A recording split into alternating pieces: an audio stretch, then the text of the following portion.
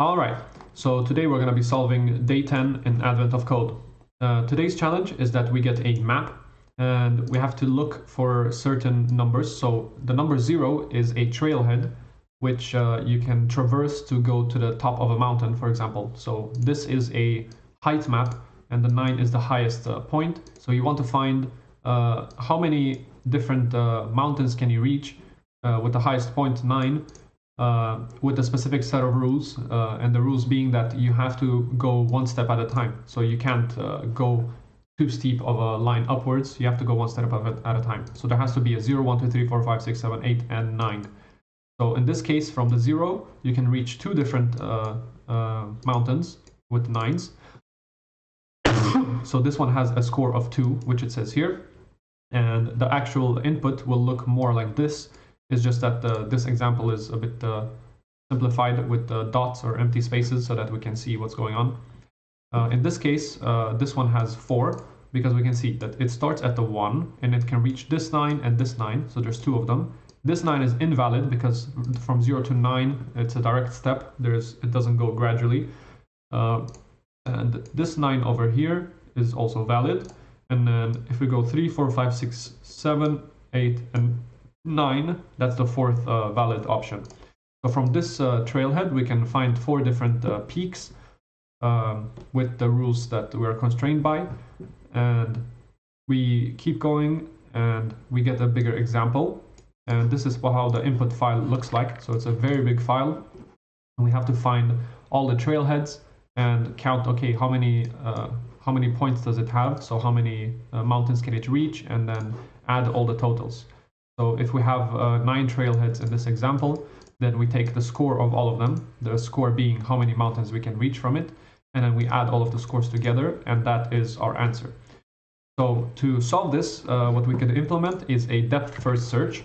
We could do it with a breadth-first search as well. It works, but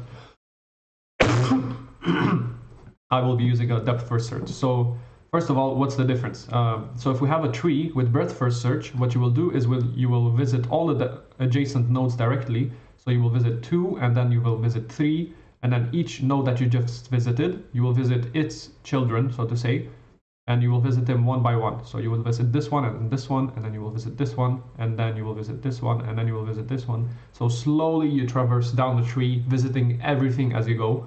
But depth-first search, it just goes all the way down on a specific node. So imagine this was a lot longer. It will reach down directly, but it will not see the things that are very close as soon, because it will keep searching all the way down, and then all the way down here, and then all the way down here.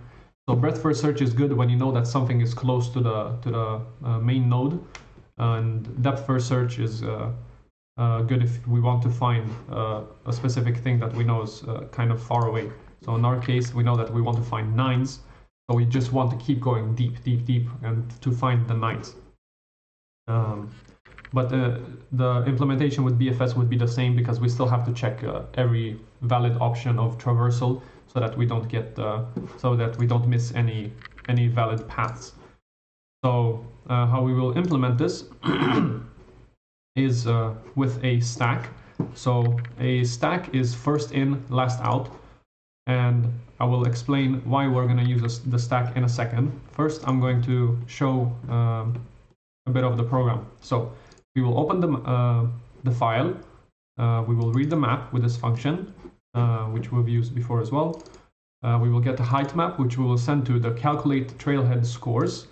And this one will find the trailheads first. And what is a trailhead is just all the zeros that exist. So when we open it, when we open the file, we will return a height map. So that has like X and Y coordinates essentially. And it's just a list. And then we iterate through I and J, or X and Y, whatever you want to call it. And if we find at that coordinate that it is 0, then we know that it's a trailhead. So we append it to the trailheads. And when we found all of them, we return the trailheads. Then we iterate through all the trailheads, so all the starting positions of the trails, and we make an empty set so that we can send it to the DFS function, which stands for depth first search. So what do we send it? We send it the entire height map so that we can traverse through it. We send it to trailhead 0 and trailhead 1, which means that we're going to send it the X and Y coordinates, and then the visited which is empty for now. But we just know that we don't want to go to a place where we've already visited. So here we will make a stack, which is the x and y coordinates and then the number 0, because we know we start at 0 because we're at the trailhead to begin with. And then while we're at the stack, we will pop the latest thing that came into the stack. So this thing that we just added, the current x and y coordinates, and the current height, which is right now 0. And if we see that it's already visited, we will just continue. So we will go to the next iteration and then take the next thing from the stack. We will add to visited cy if we haven't visited it, so that we know that we visited it and we don't do it again. And then we will make a breakpoint, or not breakpoint, but keep the 9s if we see that, okay, the height map at the x coordinate and y coordinate is 9. Then we found a reachable 9, which we have to add. And it is also a set because we only want a unique 9s. Now, if we iterate through dx and dy, so we will iterate through the up position, down position, left position, and right position. So if this is where we begin, we will check up first, and then we will check down, left, and right. That's just how the order that we've done it in. We can do it in any order. But it's going to make a for loop to check all of these different directions. Then it will make a new x coordinate and a new y coordinate based on what direction we're going in. And then we're going to call isValidMove, which takes the height map, the xy coordinates, the current height, and the visited. So it will return true only if it is not out of range, and we check this from here. So if x and y are not out of range, it will check if x and y are not visited, which we shouldn't have already visited. And then it will check if the current height map at x and y, so whatever position we're at, if it's only +1 from the current height. So if we're trying to traverse here, and this is a 0, then this one should be a 1, and then it will be valid. So if it's valid, it will return that it is a valid move, which means it's going to go in this if statement.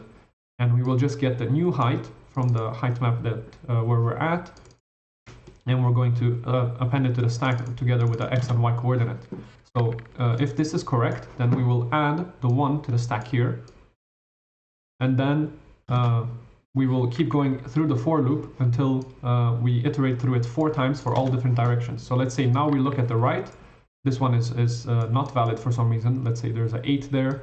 This one is a 9, so it's not valid. And this one happens to be out of bounds if this is the box. So this is also not valid. So next thing it will do is it will go to the 1. So it will take the 1 out. It will pop it, as we can see that it does here. And it will continue from this 1 over here. So if we delete this 1 here, because it's popped now, it will continue from that 1 over here.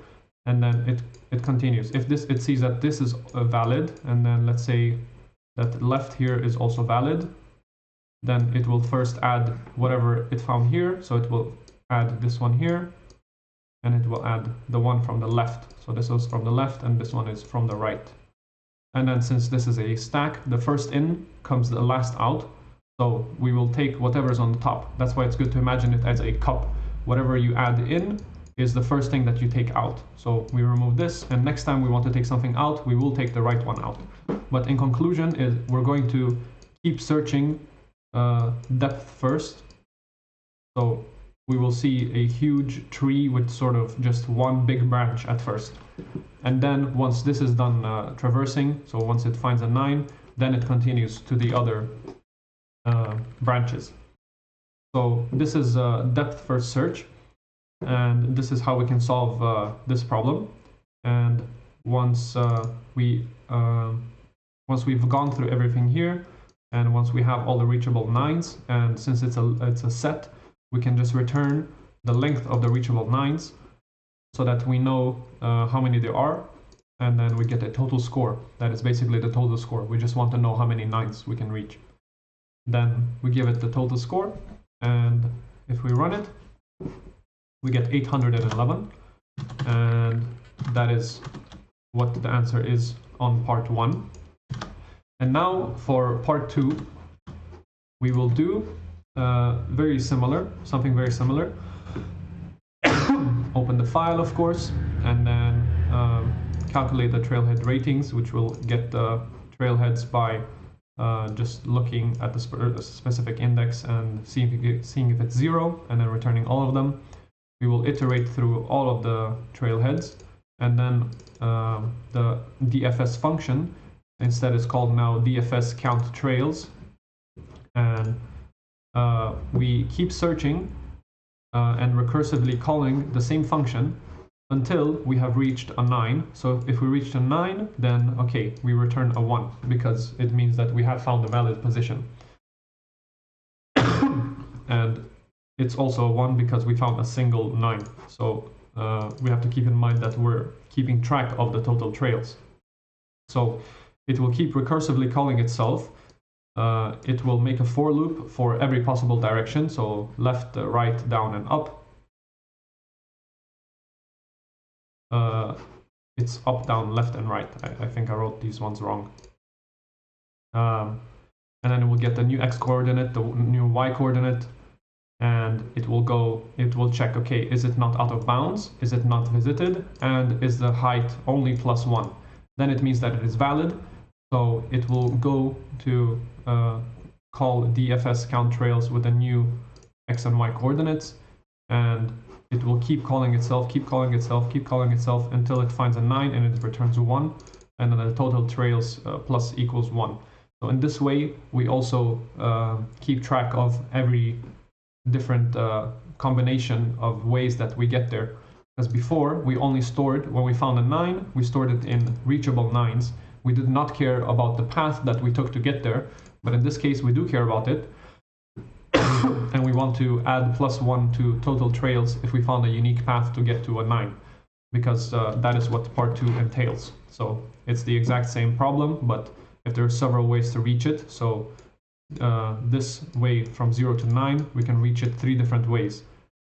We can reach it by going all the way down here. So this example, or this example in the middle, or this example on the left. So that is problem 2. And we have to find all of the different combinations of how we can get to the 9s. And when we run the program now, we will get 1,794. And that is the answer that we got.